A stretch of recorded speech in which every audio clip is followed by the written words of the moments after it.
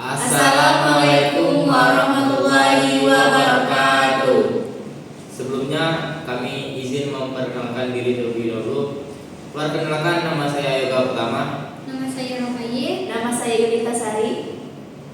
Di sini kami ingin menjelaskan tentang matkul hadis tematik ekonomi dan bisnis, yang dimana materi ini berkaitan dengan hadis-hadis tentang jual beli salam. Pengertian salam. Salam sinonim dengan salaf, dikatakan asma saluhu aliyah, artinya ia memberikan, menyerahkan pakaian untuk dijahit. Dikatakan salam karena orang yang memesan menyerahkan harta pokoknya dalam majelis. Dikatakan salam karena ia menyerahkan uang terlebih dahulu sebelum menerima barang dagangannya, menurut Iman Aludin Akasani. Salam itu adalah jual beli. Salam secara terminologi adalah menjual satu barang yang menyerahkan tunda, atau menjual satu barang yang ciri-cirinya jelas dengan membayar lebih modal, sedangkan barang diserahkan kemudian hari. Dasar hukum jual beli salam. Jual beli salam sebagai sarana tolong-menolong antara sesama umat manusia mempunyai landasan yang kuat dalam Al-Quran dan Sunnah Rasulullah SAW terhadap beberapa ayat Al-Quran dan hadis yang bicara tentang jual beli salam. Antaranya sebagai satu landasan Al-Quran. Dalam masalah-masalah yang berhubungan dengan persoalan ibadah, Al-Quran mengatur dan memberikan secara rinci, sementara dalam masalah-masalah muamalah, Al-Quran memberikan gambaran secara global termasuk jual beli masalah jual beli salam. Allah Subhanahu wa Ta'ala berfirman dalam surat Al-Baqarah ayat 282, Ya ayyuhalladzina amanu iza tadayyankum bidaini illa ajalil musallam faktubu, yang artinya, hai orang-orang yang beriman, apabila kamu bermualah tidak secara tunai untuk waktu yang ditentukan, hendaklah kamu melunasinya. Surah Al-Baqarah ayat 282. Dari ayat di atas telah dijelaskan, dikemukakan dalam Islam pelaksanaan jual beli salam bahwa pembeli membayar dulu sesuai dengan harga yang disepakati berdasarkan ciri-ciri tertentu, yang mana barang diserahkan kepada pembeli kemudian hari. Yang kedua, landasan as-sunnah. Nabi Muhammad SAW bersabda, artinya telah menceritakan kepada kami. Al-Hasan bin Ali Al-Kalal berkata, telah menceritakan kepada kami. Bishr bin Tasabit Al-Bazar berkata, telah menceritakan kepada kami. Nasr bin Al-Qasib dari Abdurrahman bin Daud dari Salih bin Suhaib dari bapaknya, ia berkata, Rasulullah SAW bersabda, 3 hal yang di dalamnya terdapat barokah jual beli, yang memberi tempo pinjaman dan campuran gandum dengan jelai untuk dikonsumsi orang-orang rumah, bukan untuk dijual. Hadis riwayat Ibnu Majah.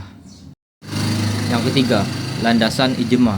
Menurut mazhab Hanafi, jual beli salam termasuk akad yang dilarang karena secara qiyasi, prosedur analogi, bertentangan dengan semangat jual beli, dan juga termasuk jual beli madum, jual beli yang masih belum ada.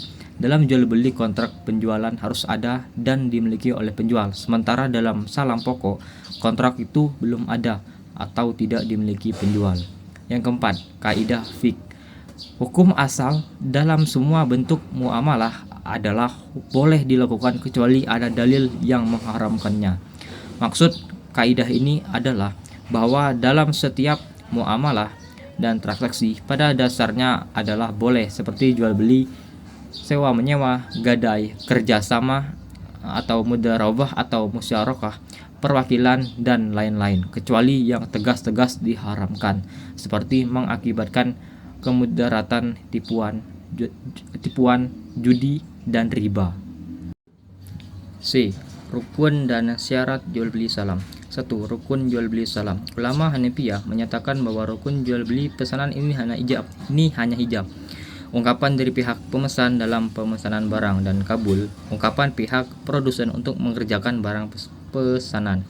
Lafal yang disepakati dalam jual beli pesanan menurut ulama Malikiyah, Hanafiyah dan Hanabilah adalah lafal as-salam atau as-salab atau lafal al-bai atau jual beli. Adapun rukun jual beli salam menurut jumhur ulama selain Hanafiyah terdiri dari atas. Yang pertama akid, yaitu pembeli atau al-muslim atau rabbus salam dan penjual atau al-muslam ilaihi. Yang B, makun alaih, yaitu muslam fih atau barang yang jurusan dan harga atau modal salam atau ras al-mal as-salam. Yang C, sikhat, yaitu ijab dan kabul. Yang kedua, syarat jual beli salam. Syarat jual beli salam adalah sebagai berikut. Yang pertama, pembayarannya dilakukan dengan kontan, dengan emas atau perak atau logam. Yang kedua, komoditinya harus dengan sifat-sifat yang jelas. Yang ketiga, waktu penyerahan komoditinya harus ditentukan. Yang terakhir, penyerahan uang dilakukan di satu majelis. D. Penerapan waktu penyerahan barang. Dalam akad jual beli salam, waktu penyerahan barang merupakan keharusan. Meskipun waktu penyerahan harus ditentukan dalam akad salam pembeli. Boleh juga tidak menetapkan waktu penyerahan bila sesuai dengan kesepakatan kedua belah pihak. Membeli terkait untuk penerima barang dan membayar harganya. Hukum objek akad transaksi jual beli salam meliputi barang yang diperjualbelikan dan harga barang tersebut. Terkait dengan barang salam, SDN dalam fatwanya menyatakan bahwa ada beberapa ketentuan yang harus dipenuhi. Ketentuan tersebut adalah: A. Harus jelas ciri-cirinya. B. Harus jelas spesifikasinya. C. Penyerahannya dilakukan kemudian. D. Waktu dan tempat penyerahan barang harus ditetapkan berdasarkan kesepakatan. E. Pembeli tidak boleh menjual barang sebelum menerimanya. F. Tidak boleh menukar barang kecuali dengan barang sejenis sesuai dengan kesepakatan. G. Memerlukan proses pemesanan setelah akan disepakati. H. Barang yang diserahkan harus sesuai dengan spesifikasi pesan, bukan barang massal. I. Dalam hal terdapat cacat atau barang tidak sesuai dengan kesepakatan, pemesanan memiliki hak khiar rakyat untuk melanjutkan atau membatalkan akad bila sesuatu yang dipesan tidak sesuai dengan yang dilihatnya.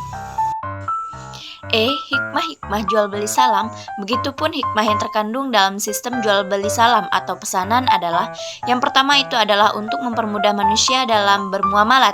Yang kedua, untuk mensejahterakan ekonomi manusia. Yang ketiga, merupakan kebutuhan masyarakat yang memerlukan barang yang tidak tersedia di pasar. Yang keempat itu adalah orang yang mempunyai perusahaan seringkali butuh uang untuk memenuhi kebutuhan perusahaannya, bahkan sewaktu-waktu bisa menjadi kendala atau kemajuan perusahaan. Itu saja yang bisa kami sampaikan. Kami akhiri. Wassalamualaikum